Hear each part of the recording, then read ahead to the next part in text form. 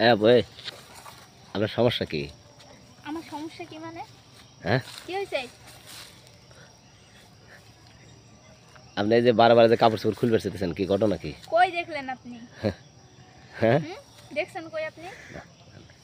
আর আমি যখন থেকে দেখলাম ভিডিও করলাম আপনি কাপড় চোপড় বারবার খুলবেন না আর শুধু বিষয় আপনি আমার না জানায় না, ক্যামেরা আপনার সমস্যা কি তাই কোন? পোষা পাইছে নাকি? আসতেই পারে, এটা স্বাভাবিক। তাহলে বাসায় চলে যান। বাসায় চলে যান, আপনি ক্যামেরা ধরছেন আমার সামনে। দূর